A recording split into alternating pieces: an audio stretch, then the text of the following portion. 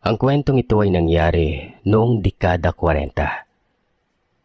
Karanasan ito ng mga lolo at lola ng mister ko. Marahil ay itatago ko na lamang sila sa pangalang Lolo Ben at Lola Puring. Lahat ng mga ibabahagi kong kwento ay ikinuwento lamang din sa akin ng butihin kong asawa. Naisipan ko po itong isulat at ipadala sa inyong email dahil ito ay hango sa totoo nilang karanasan.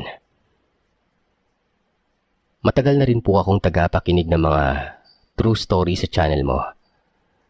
Ngayon lamang ako nagkaroon ng lakas ng loob na ipadala sa inyo itong kwento ni na Lolo Ben at Lola Puring.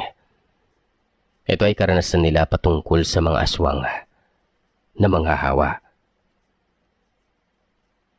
Halos kakapanganak pa lamang umano ni Lola Puring sa kambal nilang anak nun. Gawa ng mahirap umano asikasuhin yung mga kambal ay hindi na raw malugaran ni Lola ang mga gawaing bahay. Dahil doon ay nagpasya silang kumuha ng 2 kasambahay. Likas na may kaya sa buhay sina Lolo Ben, kaya naman hindi sila mahihirapang magpasweldo sa kanilang mga katulong. Dati naman umano silang may kasambahay pero nawalan umano sila ng gana. Simula nang nakawan sila ng 2 nilang kasambahay na taga Maynila noon. Napilitan na nga silang kumuha ng mga makakasama nila sa bahay pero sinigurado na nila na hindi ito taga Maynila. Lumuwas pa umano si Lolo Ben sa probinsya nila sa Mindoro para lamang humanap ng kasambahay na maaari nilang isama sa bahay nila sa Manila. Nang makarating na nga si Lolo Ben sa Mindoro, ay kagad siyang nagtanong-tanong sa mga kamag-anakan niya kung may kilala ba silang pwedeng mamasukan sa kanila bilang mga kasambahay. Wala ni isang nairekomenda sa kanya mga kamag-anak niya. Kaya naman sinubukan niya magtanong sa mga naging kaibigan niya ron.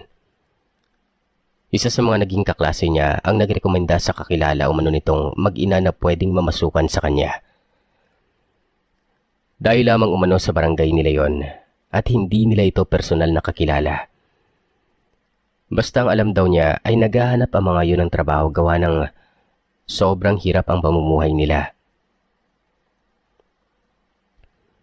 Kinabukasan nga isinadya pa raw ni Lolo yung bahay na mag-ina na tinutukoy ng kaklase niya.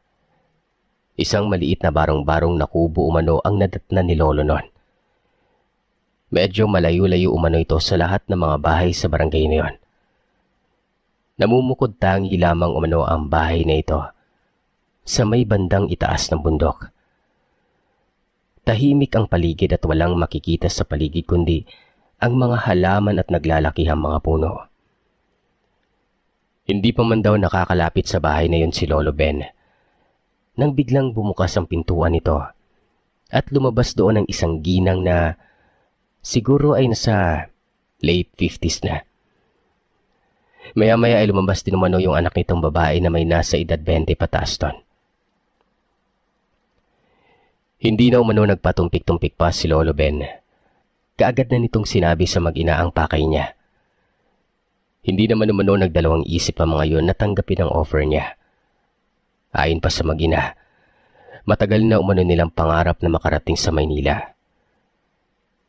Nang tanungin sila ni Lolo kung bakit gustong-gusto nilang makaluwas nun, sinabi nila na nais daw nilang magkalat ng lahi nila ron. Bagay na hindi naman naintindihan ni Lolo kung ano ang nais nilang ipakahulugan.